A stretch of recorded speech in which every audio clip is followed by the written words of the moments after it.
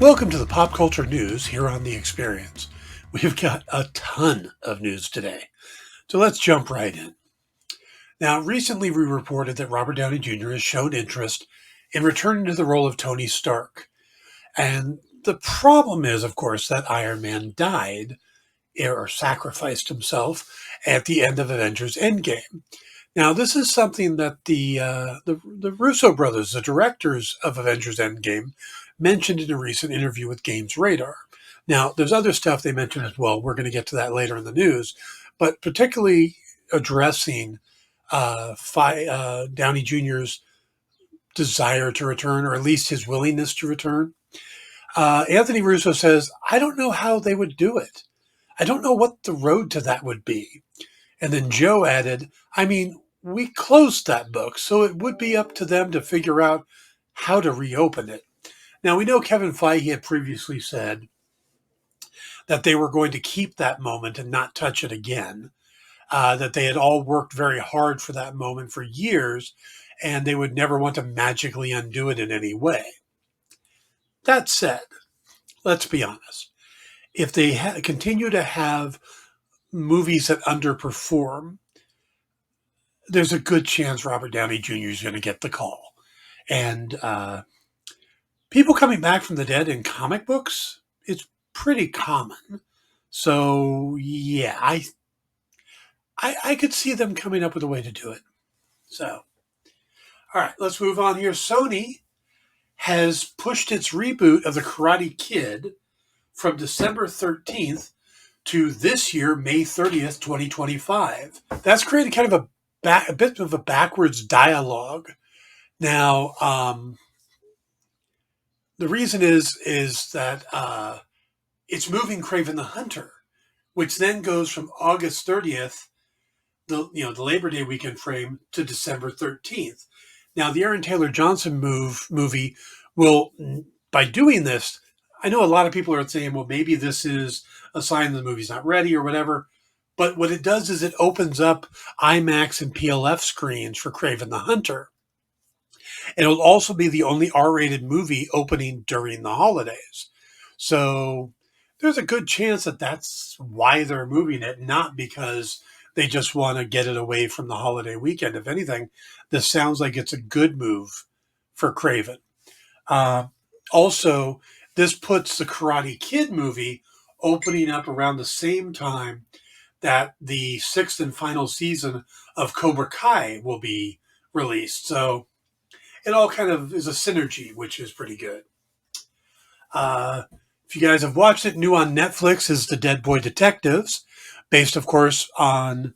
They came out of the Sandman comics from creator Neil Gaiman. And it follows a pair of ghosts who, instead of crossing over into the afterlife, decide to stay and help other phantoms with their problems. Now, in the comics, the boys exist in the same world as Morpheus and the other characters from the Sandman, which is what they're planning to do here. But because of timing, the producers had to tweak a few things. Showrunner Stephen Yockey said, "We knew we wanted to hang on to the boys' backstory as much as we could. We obviously couldn't do the full Season of Mist backstory because they have not done that in Sandman yet.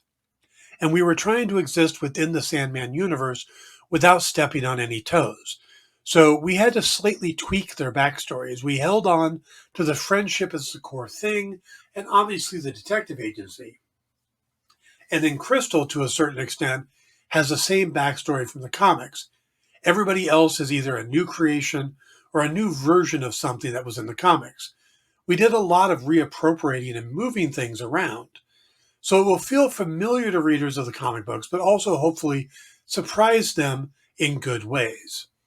Now, they did keep how the ghosts work directly from the comics. Literally, they said, "The rules about how ghosts operate are laid out in a 2-page spread from the comics where it's like, here are the ghost rules." So we took that and we ran with it. Then we did everything in our power to just work that internal logic pretty rigorously. But these rules are the rules. As for the theme of the series, Yockey gave what might be the best elevator pitch line ever. He said, "I've said from the beginning that we're trying to make the Hardy Boys on acid." That's a good elevator pitch. Um, in an interview the other day, Nathan Fillion told the story of how he found out that he was going to be playing Guy Gardner or Green Lantern in the upcoming Superman movie. The problem is that he made a slight error in his story, and it has led to a lot of online controversy. In the interview, he said that he ran into James Gunn at the premiere of The Suicide Squad, which he was in, and was told there. Now, Gunn took to social media to correct that statement, saying that it took place at the Guardians of the Galaxy Volume 3 premiere, which Fillion was also in.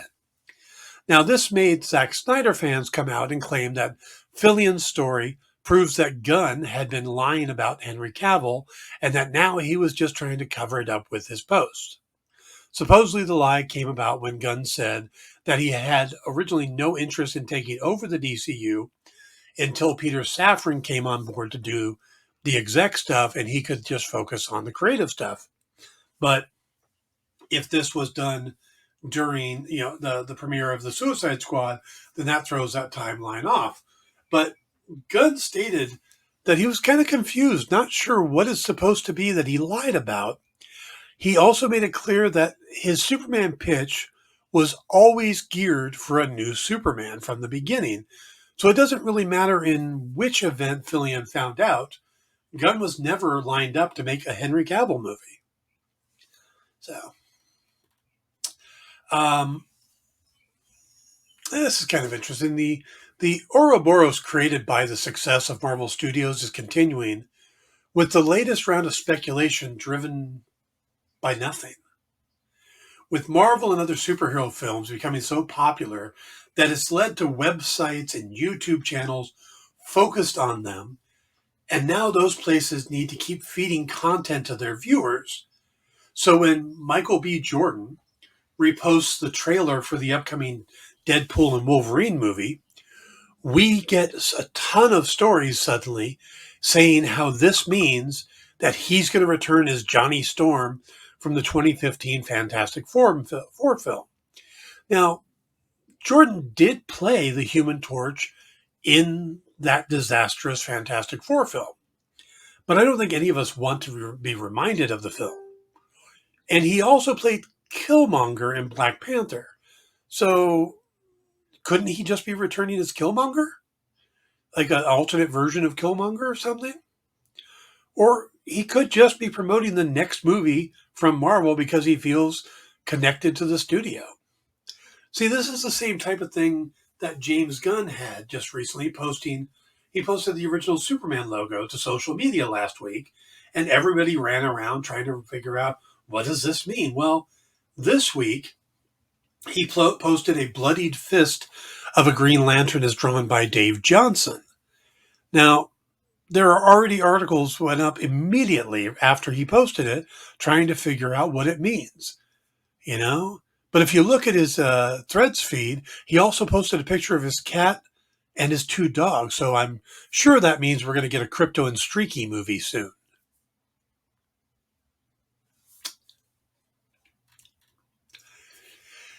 All right, moving on. Is the future of physical media coming to an end? It used to be that DVD and Blu-ray sales were a saving grace for some movies, and you could walk into various stores and browse by genre in the same way you used to be able to walk into a music store and look through cassettes and CDs and records and stuff.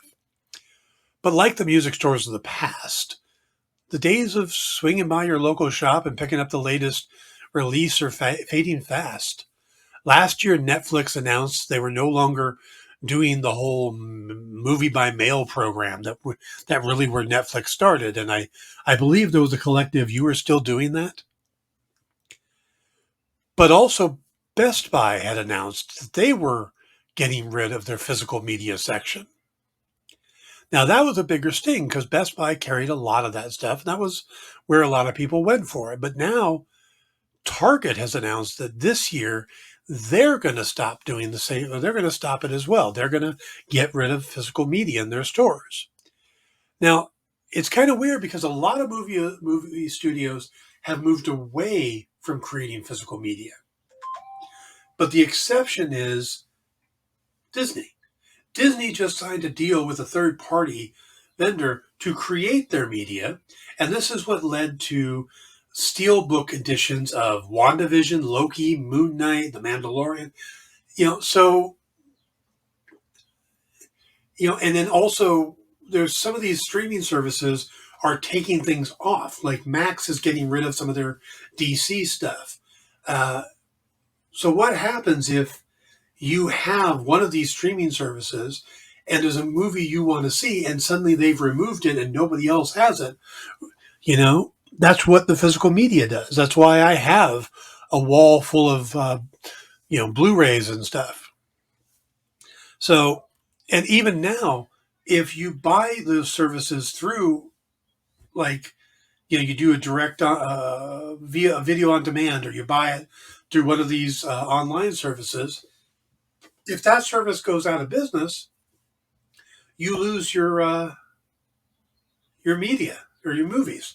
So it just is this whole change that I think that we're gonna have to wait and see how it all works out. But I think physical media is still important. I think it's just going to be, we're all going to be going to Amazon for it soon. All right, moving on to international news. Between the Emmy wins and the back-to-back promotions, it's pretty safe to call what Ryan Reynolds and Rob McElhenney did with Wrexham Football Club a success. They purchased the team, they turned it around, and they're the chairs of the board of directors for Wrexham. Well, now the pair have recently bought into another football club, but this one in Mexico. They have joined the owners group for Club Necaxa. I'm going to go with Necaxa. Necaxa. And along with Eva Longoria, who's already part of the investors group, with Al Tillis and Sam Porter. Now, what Wrexham did, Reynolds and McElhenney serves, like I said, as the chair, but it's unclear what they'll do with Necaxa. It's also possible that they're going to plan to do a similar spotlight on the club, like the Welcome to Wrexham series, which again won like 4 or 5 Emmys this year and has taken this, one of the oldest soccer clubs or football clubs in Europe, and brought it back into prominence. And they've had back-to-back promotions league-wise. So if they're going to take that same formula and work with this club in Mexico, that could be very fascinating. Plus, if you think about it, if they're going to do it if they gear it towards Spanish language, they're not really pulling from their existing market, but they're gearing it towards a market that already has a great love for football. So, sounds like a really smart idea to me. All right, moving on. Now, this is a bigger story, but back to Joe and Anthony Russo. Speaking recently to Games Radar, again, they said that Marvel's current issue boils down to the changes in how people absorb media. It's a Hollywood-wide issue, not just a Marvel one, Joe Russo said. I think it's a quote, I think it's a reflection of the current state of everything. It's difficult right now. It's an interesting time. I think we're in a transitional period, and people don't know quite yet how they're going to receive stories moving forward, or what kind of stories they're going to want. There's a big generational divide on how you consume media. There's a generation that's used to appointment viewing, going to theaters on a certain day to see something. But that's aging out. Meanwhile, the new generations are, I want it now, I want to process it now. Then moving on to the next thing, which they process whilst doing 2 other things at the same time. It's a very different moment in time than it's ever been. And so I think everyone, including Marvel, is experiencing the same thing, this transition. I think that really is probably what's at play more than anything else. He noted that the new generation of moviegoers, so everything's He says he noted that the new generation of moviegoers communicate largely through like memes and headlines with nobody reading past two sentences. So everything's like 100 characters or less, or 10-second videos on social media you swipe through. He went on to say, I think the 2-hour format, the structure that goes into making a movie, it's over a century old now, and everything's always transitions.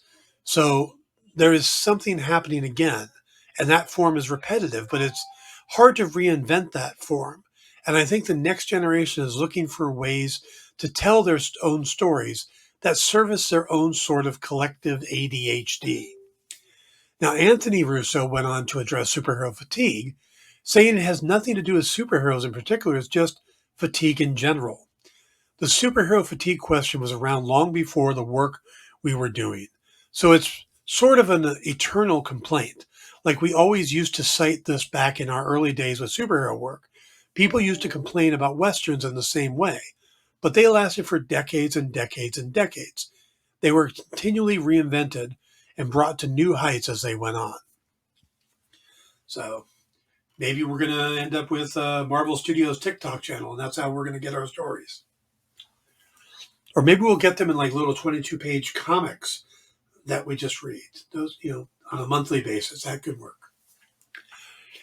Okay, moving on. Academy Award winner Jeff Bridges is set to return for Tron Ares, his third film in the long-running sci-fi franchise from Disney. Sources have confirmed to Deadline, saying the actor revealed the news in a recent appearance on the Film Comment podcast, stating, I'm headed off this Saturday to play a part in the third installment of Tron's story. Jared Leto is the star of this third one. I'm really anxious to work with him. I've admired his work.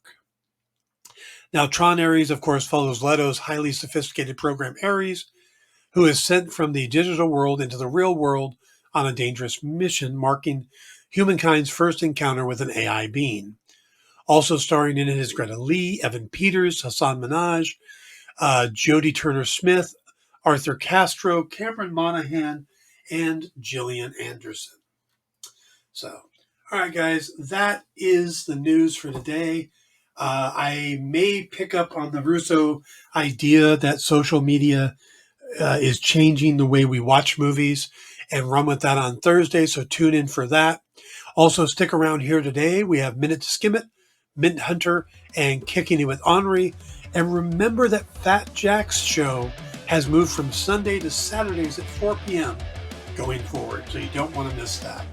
Thank you, and have a great day.